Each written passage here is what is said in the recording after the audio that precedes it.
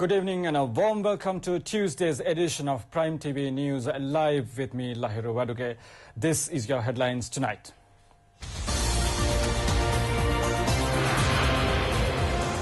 Ranil Wickremesinghe's MP seat challenged by a court petition. Harvest 2018 inaugurated. Security forces held land blocks in the east released to the owners. A police website for lost or stolen mobile phones. And in news overseas, US snowstorms kill 3 people.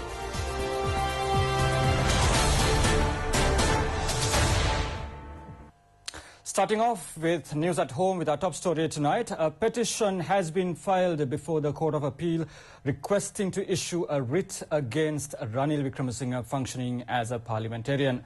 A member of the Colombo Municipal Council, Shamila Gonawala, has filed the petition. The petitioner states that Ranil Wickremesinghe is working as a chief shareholder of the Lake House Printers and Publishers Company that has been a family business of Ranil Wickremesinghe. She points out that the said company has entered into a number of agreements with government organizations with the intention of making profits. According to the petitioner, it is prohibited to do business with government by members of parliament under the 91(1)(e) clause of the Constitution. Hence, she urges to prevent Ranil Wickremesinghe functioning as a parliamentarian by issuing a writ of quo warranto. Four respondents, including Ranil Wickremesinghe and General Secretary of the UNP, Akila Viraj Karyavasam, have been named in the petition. Now, Harvest 2018, organized by the Ministry of Agriculture with the intention of modernizing agriculture, was declared by President Maithripala Sirisena at the BMICH today. This exhibition is open for the public from today to 16th of this month from 9 a.m. to 9 p.m. It features exhibition stalls, food stalls, fruits and vegetable stalls, and many other sections. A number of local and foreign institutes is also present in this exhibition, and the key objective of this exhibition is to introduce modern technological methods of agriculture to the Sri Lankan farmer community and to strengthen export market for Sri Lankan agri-products. The President engaged in a cordial discussion with the staff of the ministry. Parliamentarians Mahindam Amaravira and Duminda Disanayaka were also present at the event. The first phase of releasing civilians' land used for security purposes in the east began in the Trincomalee district. The land blocks were acquired by the security forces during the conflicts in the north and east. The first phase of releasing the civilians' land to the owners was held under the patronage of Governor of the Eastern Province, Rohitha Bogalagama, at the Governor's office. The release was made following consultations with the security forces as well. Accordingly, the owners of the land blocks in Muttur, Kuchabeli and Kantale received their documents. Major General Aruna Jayasekara, commander of the Security Forces East, symbolically handed over the relevant certificates of land. The second and third stages of the program will be held on the 19th and 26th of this month. Governor of the Eastern Province, Rohitha Bogalagama, said that accordingly, rightful owners of the land blocks in the Batiklo and Ampara districts will receive their due certificates. Parliamentarian Mahinda Samarasinghe also spoke about releasing security forces held land at a media briefing held at the SLFP headquarters. බොහොම සතුටෙන් කියන්න කැමතියි මේ වෙනකොට පෞද්ගලික අයගේ ඉඩම් 97ක් හමුදාවෙන් නිදහස් කරලා තියෙනවා. The police has introduced a website to lodge complaints pertaining to lost or stolen mobile phones. The website was launched under the instructions of IGP Pujit Jayasundara. The website www.ineed.police.lk will be available for all the complaints pertaining to lost or stolen mobile phones.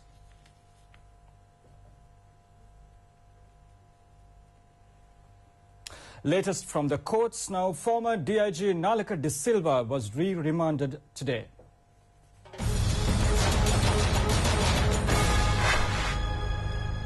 Former DIG Nalaka De Silva has been accused of conspiring to assassinate the president, former defense secretary and several other key profiles. The suspect was produced before Fort Magistrate Ranga Disanayaka.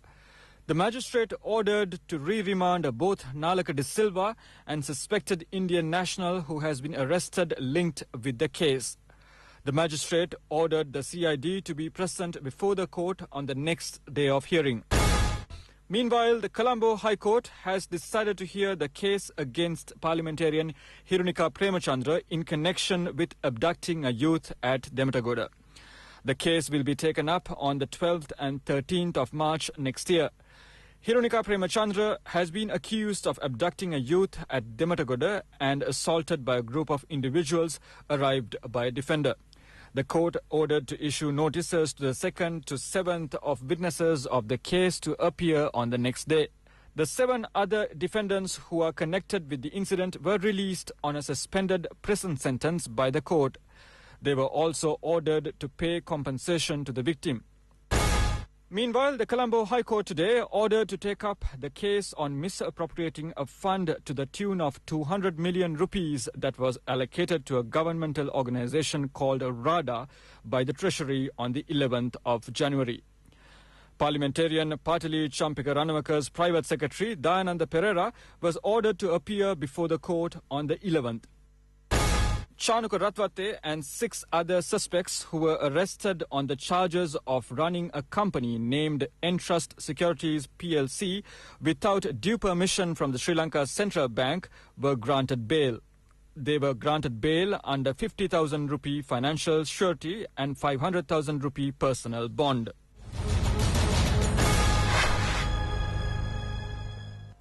Parliamentarian Bandula Gunawardena states that the US ambassador to Sri Lanka has presented wrong information pertaining to the Sri Lanka's economy, holding a media briefing.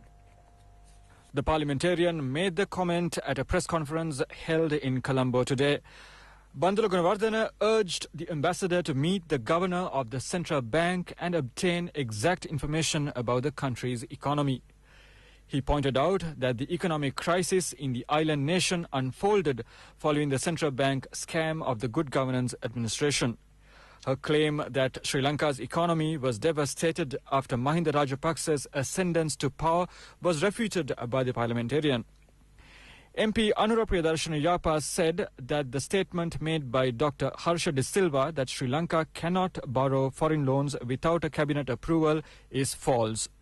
He pointed out that country's legislature allows the administration to obtain foreign loans without cabinet approval in an emergency situation. Parliamentarian Sisira Jayakodi said that it has been proposed to appoint Ravi Karnanayaka as the Minister of Finance again. He pointed out that Ravi Karnanayaka has been alleged with an array of bribery and corruption charges. Parliamentarian Sisira Jayakodi questioned the UNP on its stance on Ravi Karnanayaka.